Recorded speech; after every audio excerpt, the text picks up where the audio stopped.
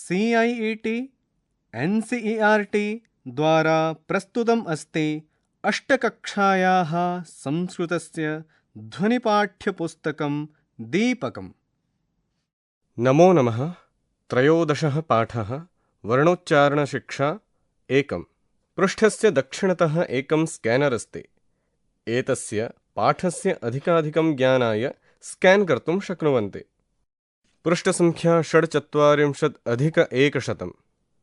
शब्दानां सम्यक् शुद्धं च उच्चारणं नितान्तं महत्त्वपूर्णम् अस्ति इति वयं पूर्वेऽस्मिन् पाठे दृष्टवन्तः। कस्यचित् शब्दस्य सम्यक् उच्चारणार्थं तस्य शब्दस्य प्रत्येकवर्णस्य शुद्धं निर्दुष्टम् उच्चारणं भवेत्। अतः प्रत्येकवर्णस्य शुद्धम् उच्चारणं कथं भवति इति अत्र ज्ञास्यामः। वर्णानां स्वरव्यञ्जनादीनां विविधभेद उपभेदानां विषये वयं पूर्वासु कक्षासु ज्ञातवन्तः। अत्र आस्ये 6 उच्चारणस्थानानि अपि वयं दृष्टवन्तः। परन्तु वर्णानाम् उच्चारणे केवलम् आस्यस्य एव उपयोगः भवति इति न। वर्णानाम् उच्चारणार्थम् आस्येन सह शरीरस्य इतरेषामपि अङ्गानाम् उपयोगः भवति। यथा प्रथमः नाभिप्रदेशः नेवल रीजन, मांसपेशी बलतन्त्रम्, abdominal muscles muscular pressure system. द्वितीयः उरः चेस्ट वायु बलतन्त्रम्, lungs and diaphragm air pressure system. तृतीयः कंठबिलः वॉइस बॉक्स ध्वनितंत्रम्, larynx vocal cords phonatory and resonatory system. चतुर्थः आस्यम् हेड उच्चारणतंत्रम्, mouth and nose articulatory system. आस्यस्य आभ्यन्तरे क मुखं माउथ ओरल कैविटी, ख नासिका नोज नेजल कैविटी च उभौ भवतः। यदा वयं कञ्चित् शब्दं वर्णं वा उच्चारयितुम् इच्छामः तदा प्रथमः सर्वप्रथमं नाभिप्रदेशे स्थिताः मांसपेश्यः उरः नोदयन्ति। द्वितीयः उरः पुनः श्वासकोशः स्थितं वायुम् ऊर्ध्वं निस्सारयति। तृतीयः सः वायुः ऊर्ध्वं सरन् कण्ठबिलं प्राप्नोति। चतुर्थः ततः सः वायुः पुनः ऊर्ध्वं सरन् आस्यं प्रविशति। आस्यस्य आभ्यन्तरं प्रविश्य मुखे नासिकायां च स्थितेषु 6 उच्चारणस्थानेषु वर्णानुसारं स्वकीयं स्थानं प्राप्य सः वायुः तस्मिन् स्थाने वर्णरूपेण प्रकटीभवति। पृष्ठसङ्ख्या 47+100। मनुष्येषु वाग् उत्पत्ति प्रक्रिया voice production mechanism in humans. अत्र पश्यन्तु एकं चित्रमस्ति। मानवानाम् उच्चारणसमये के अङ्गाः प्रभाविताः भवन्ति अत्र सम्यक् रूपेण विहितमस्ति। पश्यन्तु। चतुर्थम् आस्यम् हेड उच्चारणतन्त्रम् आर्टिकुलेटरी सिस्टम। तृतीयं कण्ठबिलः voice box ध्वनितन्त्रम् फोनेट्री and resonatory system. द्वितीयः उरः चेस्ट वायु बलतन्त्रम् एयर प्रेशर सिस्टम। प्रथमः नाभिप्रदेशः नेवल रीजन मांसपेशी बलतन्त्रम् मस्कुलर प्रेशर सिस्टम। पुनः दक्षिणभागे नासिका नोज नेजल कैविटी, मुखं माउथ ओरल कैविटी, जिह्वा टंग, कंठबिलः लोअर कंठबिलः लोअर फेरिक्स, और एक बार कंठबिलः लैरिक्स वोकल कोड्स, श्वासनालः ट्रैकिया, श्वासकोशः लंग्स, पार्श्वास्थि पंजरम रिब केज, उरः प्राचीरम डायफ्राम। नाभिप्रदेशस्य मांसपेश्यः एब्डोमिनल मसल्स नाभिः नेवल। आस्यस्य आभ्यन्तरे स्थितेषु 6 स्थानेषु सः वायुः वर्णरूपेण कथं प्रकटीभवति इति अग्रे ज्ञास्यामः। आस्यस्य अभ्यन्तरे वर्णानाम् उत्पत्त्यर्थं वस्तुतः त्रीणि तत्त्वानि आवश्यकानि भवन्ति। क प्रथमं स्थानं, ख द्वितीयं करणं, ग तृतीयम् आभ्यन्तरप्रयत्नः। अस्मिन् पाठे स्थानस्य करणस्य च चर्चां कुर्मः। आभ्यन्तरप्रयत्नस्य विषये अग्रिमकक्षायां ज्ञास्यामः। पृष्ठसङ्ख्या 48+100। क स्थानं वर्णस्य उच्चारणसमये श्वासकोशतः ऊर्ध्वं सरन् वायुः कण्ठबिलमाध्यमेन आस्यस्य अभ्यन्तरं प्रविश्य तत्र मुखे नासिकायां वा यस्मिन् स्थले वर्णरूपेण प्रकटीभवति तत् स्थानम् इति उच्यते। आस्ये 6 स्थानानि वयं दृष्टवन्तः। यथा अत्र एकः मानवशिरः अस्ति। उच्चारणसमये अस्माकं के अङ्गाः प्रभाविताः भवन्ति अत्र पश्यन्तु। शिरस्य उपरितः ग्रीवापर्यन्तम् आस्यम् इति भवति। नासिकायां नासिका इत्येव 6ठं स्थानं। मुखे कण्ठः भवति, तालु भवति, मूर्धा, दन्तः, ओष्ठः च इति 5 स्थानानि भवन्ति। अत्र पुनः पश्यन्तु, एकं चित्रम् अस्ति। पुनः आस्ये वर्णानां 6 उच्चारणस्थानानि कथं भवन्ति इति सम्यक् रूपेण प्रतिपादितम् अस्ति। आस्ये वर्णानां 6 उच्चारणस्थानानि। जिह्वायाः उपरि मूर्धा भवति। मूर्धायाः किञ्चित् पृष्ठे तालुः भवति। पुनः ग्रीवाप्रदेशे कण्ठः भवति। ग्रीवाप्रदेशस्य किञ्चित् उपरि कण्ठः भवति। पुनः जिह्वायाः सम्मुखे दन्तः भवति। पुनः दन्तस्य आवरणम् ओष्ठः भवति। पुनः 5 इन्द्रियाणाम् अभिन्न अङ्गः नासिका इति अस्ति। पृष्ठसङ्ख्या 49+100। अत्र पश्यन्तु, मुरलीनिनादं कुर्वन् भगवतः श्रीकृष्णस्य सुन्दरं चित्रं विहितमस्ति।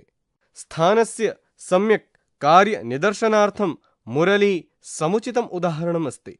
मुरल्याः अङ्गुलिच्छिद्राणि आस्यस्य स्थानानि इव व्यवहरन्ति। मुरली नलिकया आगच्छन् वायुः अङ्गुलिच्छिद्रेषु एव विविधध्वनिरूपेण प्रकटीभवन्ति। यथा अत्र चित्रमस्ति, अङ्गुलिच्छिद्राणि स्थानानि इव। पृष्ठसङ्ख्या 50+100। ख करणं वर्णस्य उच्चारणसमये आस्यस्य यः भागः स्थानं स्पृशति, स्थानस्य समीपं वा यति सः भागः करणम् इति कथ्यते। यथा निदर्शने मुरलीवादयन्तः अङ्गुल्यः आस्यस्य करणानि इव व्यवहरन्ति। अङ्गुलयः यदा अङ्गुलिच्छिद्राणि विविधरूपेषु स्पृशन्ति, तेषां समीपं वा यान्ति, तदा तेषु अङ्गुलिच्छिद्रेषु विविधध्वनयः प्रकटीभवन्ति।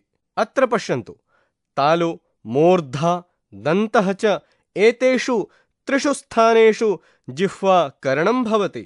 तालव्यानां, मूर्धानां, दन्तानां च वर्णानाम् उच्चारणं जिह्वा यथाक्रमं तालु, मूर्धानं, दन्तं च स्थानं स्पृशति, समीपं वा याति, येन यथाक्रमं तत्तद् वर्णानाम् उत्पत्तिः भवति। अतः एतेषां त्रिविधानां वर्णानाम् उच्चारणं जिह्वा करणम् अर्थात् उपकरणं भवति। अत्र वामभागे चित्रं पश्यन्तु। तालव्यवर्णानां कथं स्थितिः भवति इति अतिसम्यक् रूपेण विहितमस्ति।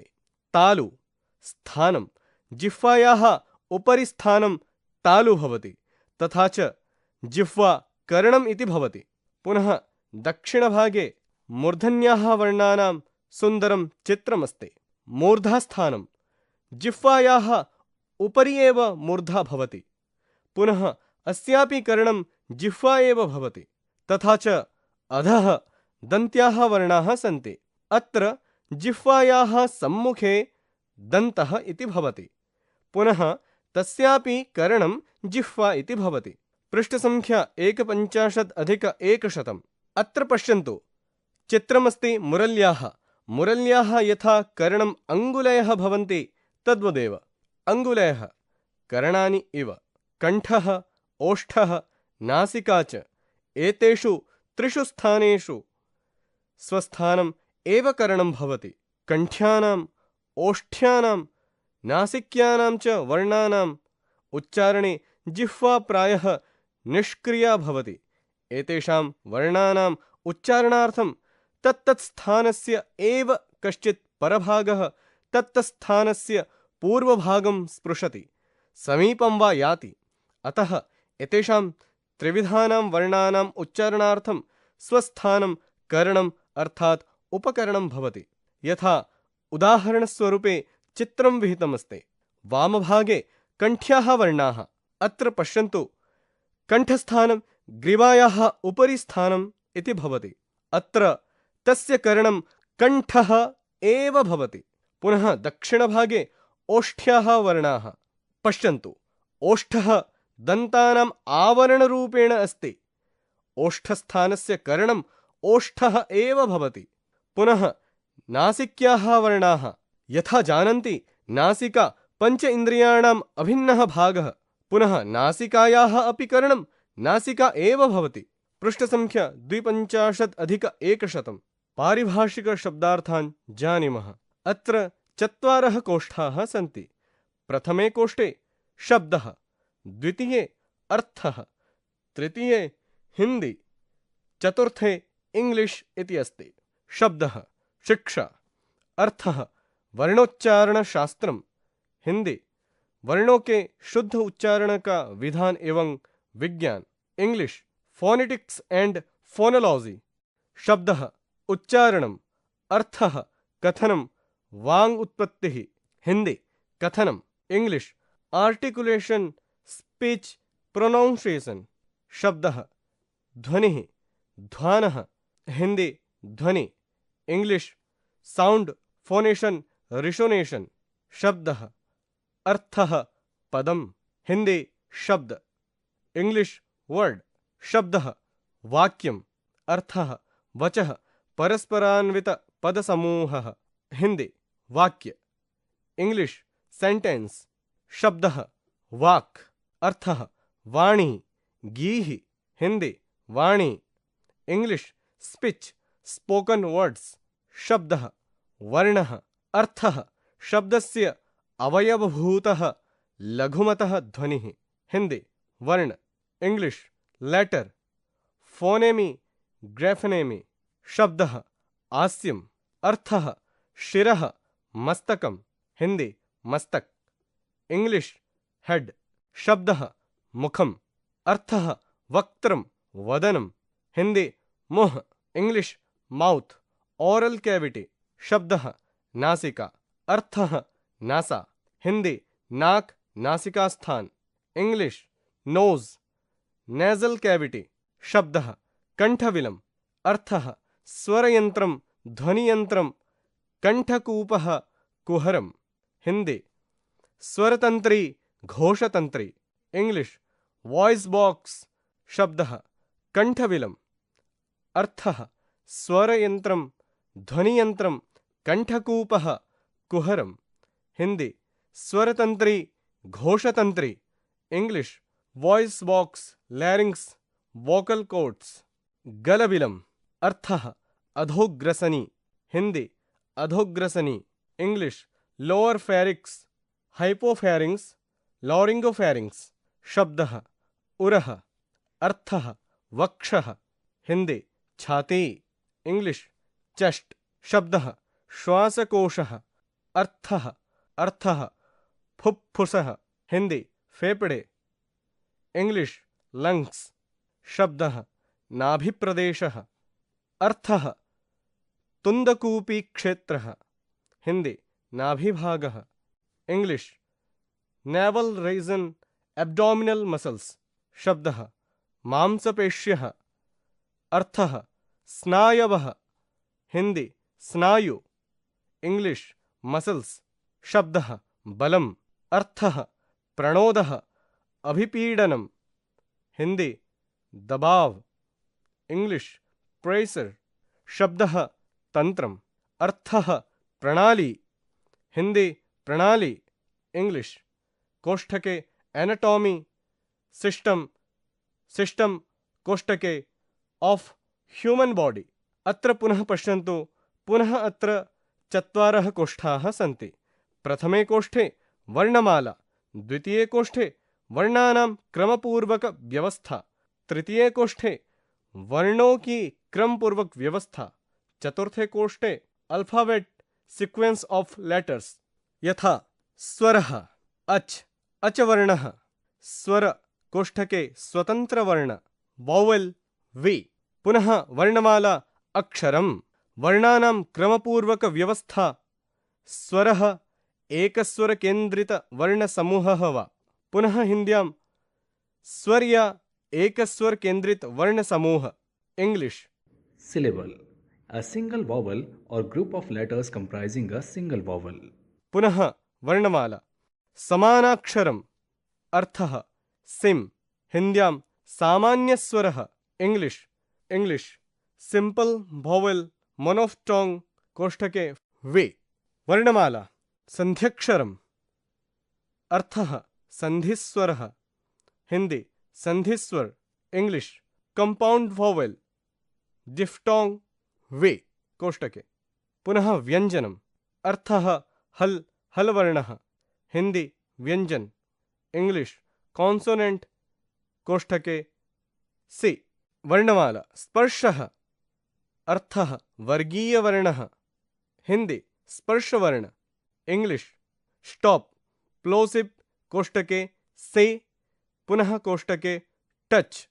वर्णमाला वर्गीयः, अर्थः स्पर्शवर्णः, हिंदी वर्गीय वर्ण। इंग्लिश क्लास कॉन्सोनेंट्स ग्रोप्ड कोष्ठके से।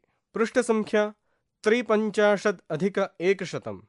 वर्णमाला अंतःस्थः, अर्थः वर्णमालायां स्पर्शानां उष्माणां च मध्ये स्थितः व्यंजनवर्णः, हिंदी वर्णमाला में स्पर्श एवं ऊष्मा वर्णों के मध्य स्थित व्यंजन वर्ण। English guide situated in between. वर्णमाला अर्धस्वरः, अर्थः स्वरस्य किंचित गुणसदृशः व्यंजन वर्णः, हिंदी स्वर के समान कुछ गुण वाले व्यंजन वर्ण। English semi vowel semi consonant कोष्ठके सी। वर्णमाला ऊष्मा, अर्थः संघर्षी वायु प्रधानम, हिंदी वाष्प भाप निःसृत करने वाले संघर्षी वर्ण। इंग्लिश फ्रैकेटिव कोष्ठके सिविलेंट कोष्ठके हिसिंग साउंड श श स। इंग्लिश फ्रिगेटिव कोष्ठके सी, कोष्ठके स्टेम सिविलेंट हिसिंग साउंड श श स। एस्पेरेट ब्रीदी साउंड ह।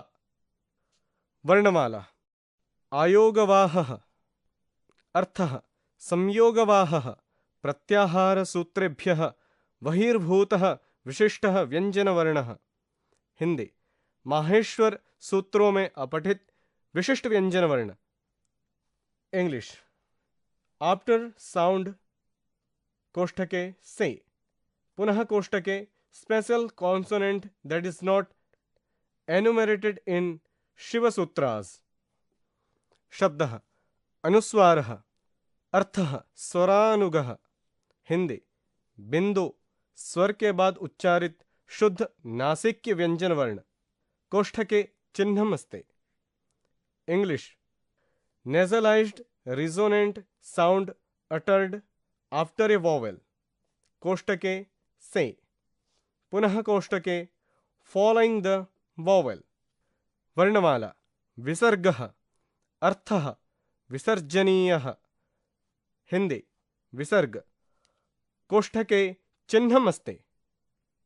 English released H like sound कोष्ठके एच, पुनः कोष्ठके सी, पुनः कोष्ठके to send out to release. वर्णमाला अनुनासिकः, अर्थः स्वस्थानेन सह नासिकया अपि उच्चारितः वर्णः, हिंदी चंद्रबिंदुः। कोष्ठके चिह्नम् अस्ति। English nasalised letter. वर्णमाला सानुनासिकः अर्थः अनुनासिक गुण सहितः। हिंदी अनुनासिक गुण के सहित। English letter with nasalisation. वर्णमाला निरनुनासिकः अर्थः अनुनासिक गुण रहित। हिंदी अनुनासिक गुण के रहित। English letter without nasalisation. वर्णमाला संयुक्त व्यंजनानि अर्थः संयोगः। हिंदी स्वर रहित व्यंजनों का समूह। इंग्लिश कंजंट कॉन्सोनेंट्स कोष्ठके सी। अत्र पुनः चत्वारः कोष्ठाः सन्ति। प्रथमे स्थानं, द्वितीये आस्ये उच्चारणस्य स्थलं, तृतीये मस्तक में उच्चारण का स्थल, चतुर्थे place of articulation in the head. स्थानं कंठः अर्थः गलः जिह्वामूलः। हिंदी गला कंठस्थान।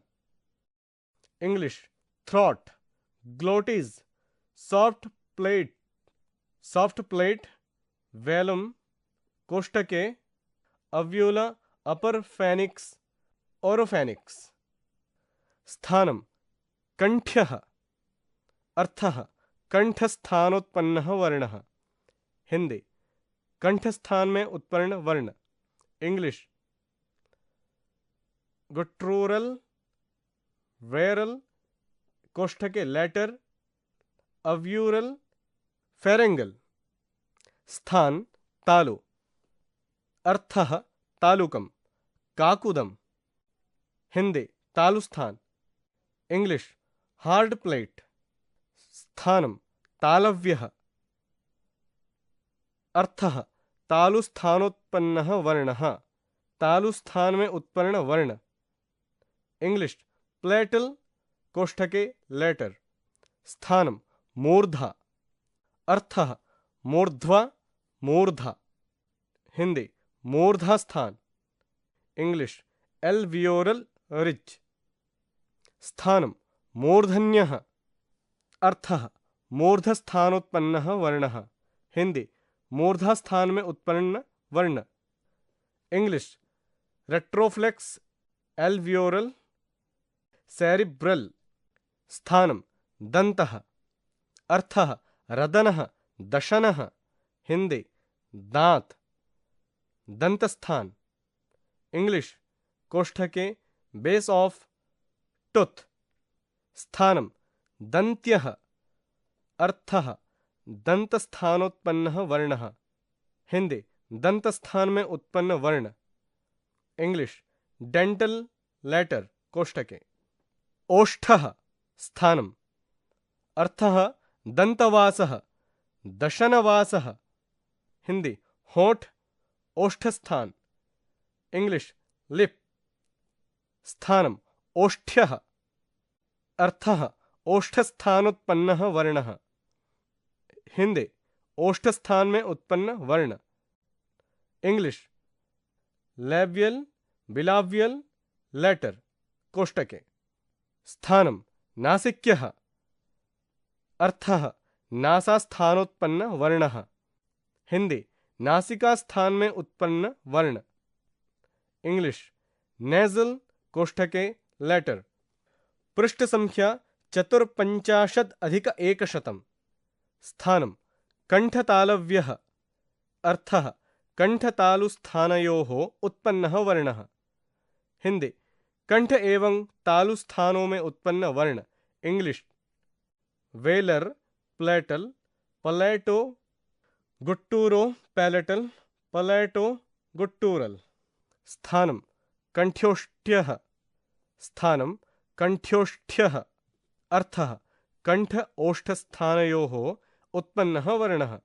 हिंदी कंठ एवं ओष्ठस्थानों में उत्पन्न वर्ण। English velar labial labio velar gutturo labial labio guttural. स्थानं दन्त्योष्ठः अर्थः दंत ओष्ठस्थानयोः उत्पन्नः वर्णः। हिंदी दंत एवं ओष्ठ स्थानों में उत्पन्न वर्ण। इंग्लिश डेंटो लेवियल लेवियो डेंटल। अत्र पुनः चत्वारः कोष्ठाः सन्ति। प्रथमे कोष्ठे करणं, द्वितीये आस्ये उच्चारणस्य उपकरणं, तृतीये मस्तक में उच्चारण का उपकरण या यंत्र, चतुर्थे टूल ऑफ आर्टिकुलेशन कोष्ठके इन द हेड। शब्दः उपकरणम्, अर्थः यंत्रम्, हिंदी साधनम्, इंग्लिश टूल। शब्दः जिह्वा, अर्थः रसना, हिंदी जीव, इंग्लिश टंग। शब्दः जिह्वा मध्यः, अर्थः जिह्वायाः मध्यभागः, हिंदी जीभ के मध्यभाग, इंग्लिश मिडल ऑफ टंग। शब्दः जिह्वा उपाग्रह, अर्थः जिह्वाग्रात किंचित पूर्व भागः, हिंदी जीभ का अग्रभाग से थोड़ा पहले का भाग, English near tip of tongue. शब्दः जिह्वा अग्रह, अर्थः जिह्वायाः अग्रभागः, हिंदी जीभ का अग्रभाग, इंग्लिश टिप ऑफ टंग। शब्दः स्वस्थानकरणम्, अर्थः निजस्थानस्य परभागः एव करणं यस्य वर्णस्य, हिंदी जिस वर्ण का उच्चारण स्थान का परभाग ही उसका करण हो, English such letters where are part of the place of articulation itself act as the tool of articulation। वयं शब्दार्थान् जानीमः। अत्र पश्यन्तु, अत्र पञ्चकोष्ठाः सन्ति। प्रथमे कोष्ठे शब्दः, द्वितीये अर्थः, तृतीये हिंदी, चतुर्थे इंग्लिश, पंचमे मातृभाषायाम् अर्थं लिखत इति अस्ति। पश्यामः। शब्दः नितान्तम्, अर्थः अत्यन्तम्, हिंदी अतीव, इंग्लिश वेरी हाईली, स्वमातृभाषायां लिखत।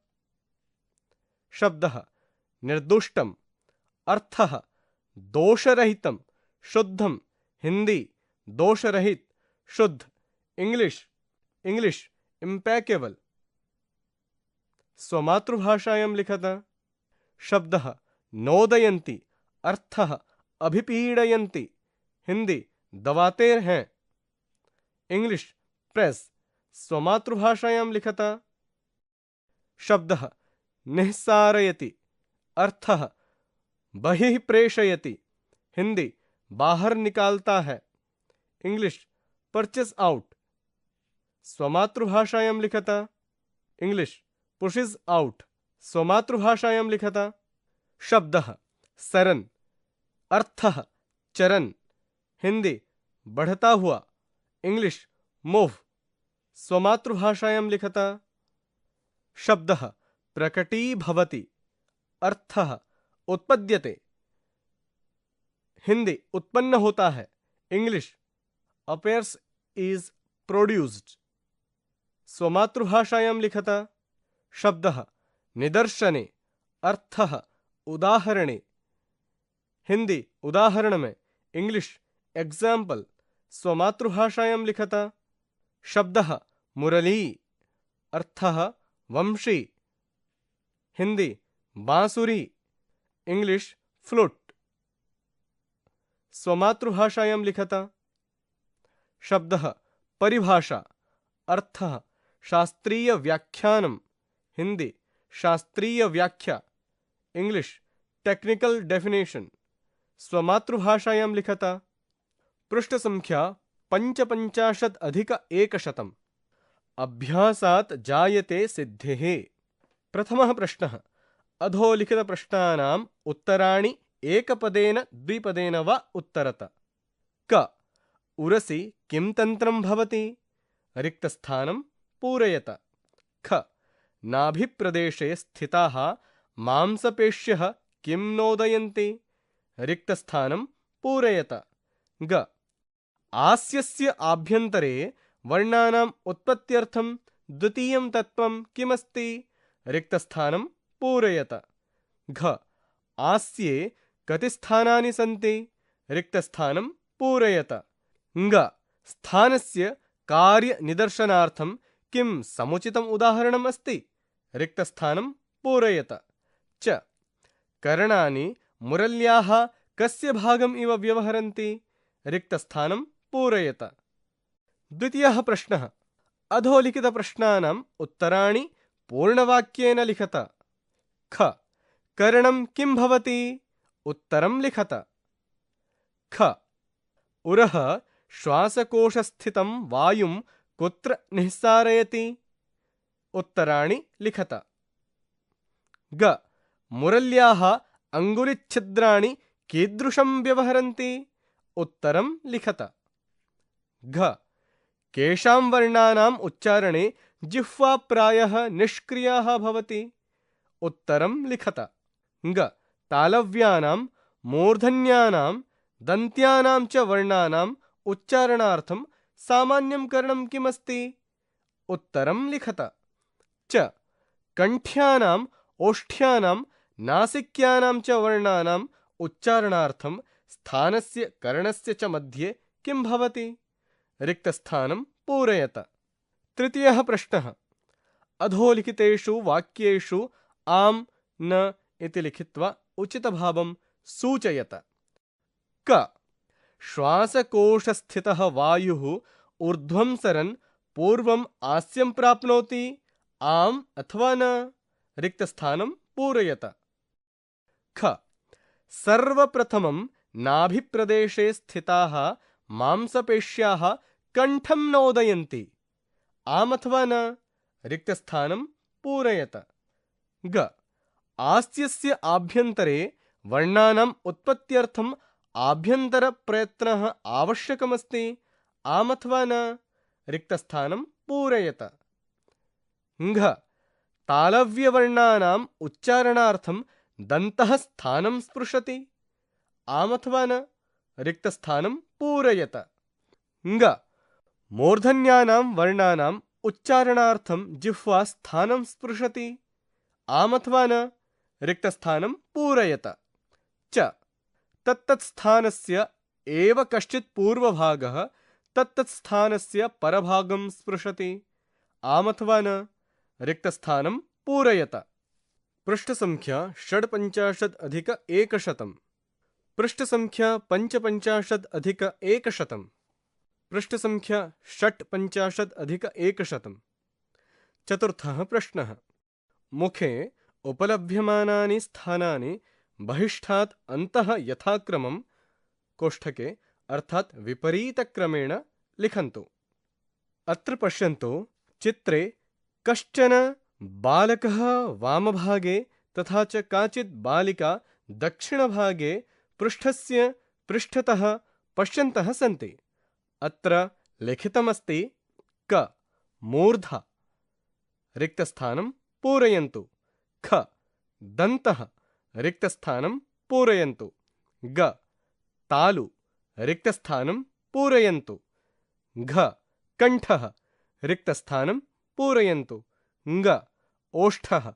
रिक्तस्थानं पूरयन्तु। पञ्चमः प्रश्नः। यथायोग्यं मेलनं कुरुत। सामान्यस्थानं विशेषस्थानं। सामान्यस्थाने अस्ति ओष्ठः, दन्तः, नासिका, कण्ठः, मूर्धा, तालु। विशेषस्थाने अस्ति मूर्धा, नासिकामूलस्य उपरि भागः, तालु, उत्तरोष्ठः, दन्तः, कण्ठस्य पृष्ठभागः।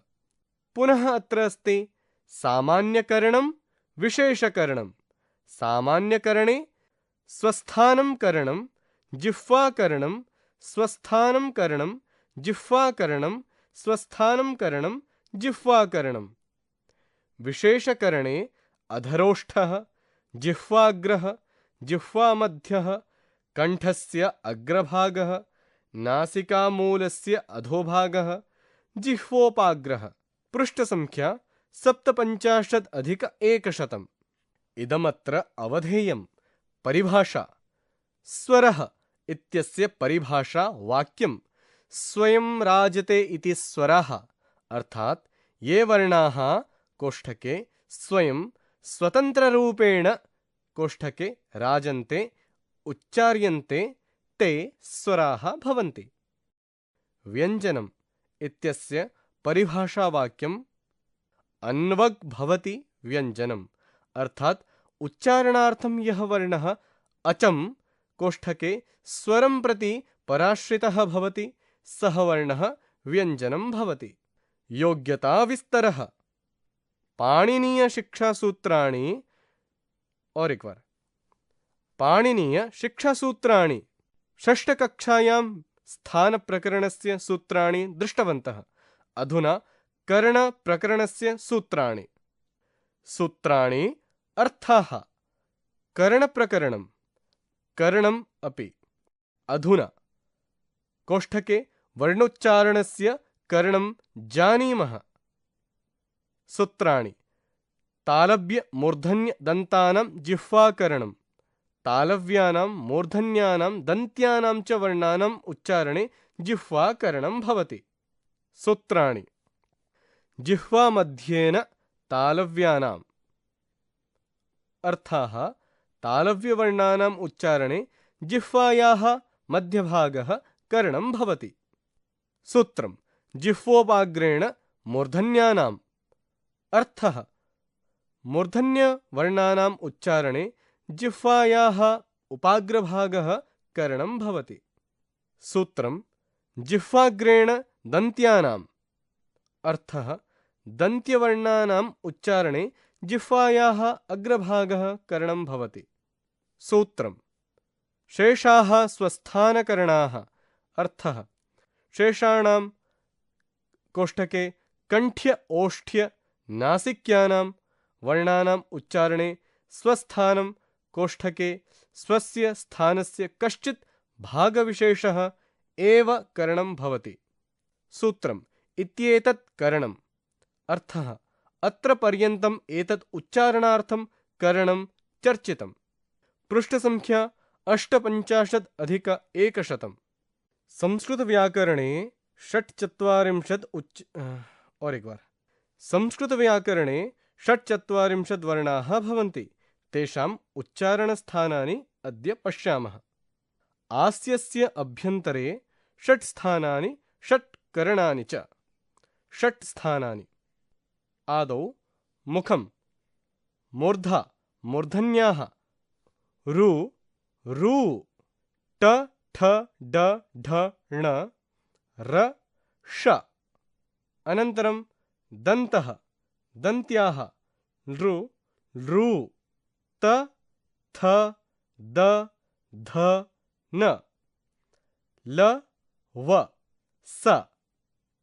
अनन्तरम् ओष्ठः ओष्ठ्याः उ ऊ ऊ ओ ओ औ औ प फ ब भ म व। पुनः नासिका नासिका नासिक्याः ङ ञ ण न म अम्। पुनः तालु तालव्याः इ ई ई ए ए ऐ ऐ च छ ज झ ञ य श। कण्ठः कण्ठ्याः अ आ अ ए ए ऐ ऐ ओ ओ औ औ क ख ग घ ङ ह अह इति कण्ठ्याः। वर्णाः समानाक्षराणि सन्ध्यक्षराणि स्पर्शाः अन्तःस्थाः उष्माणः आयोगवाहौ च भवन्ति। समानाक्षराणि सन्ध्यक्षराणि च स्वराः भवन्ति। स्पर्शाः अन्तःस्थाः उष्माणः आयोगवाहौ व्यञ्जनानि भवन्ति। अत्र अधः पश्यन्तु षट् कर्णानि। षट् कर्णानि कण्ठः, जिह्वामध्यः, जिह्वा उपाग्रः, जिह्वा अग्रः, ओष्ठः, नासिका च। कण्ठस्य स्वस्थानम् एव कर्णम्। जिह्वामध्यः, जिह्वा उपाग्रः, जिह्वा अग्रः इत्यस्य जिह्वा एव कर्णम्। ओष्ठः, नासिका स्वस्थानम् एव अस्य कर्णम्। इति 13 पाठः।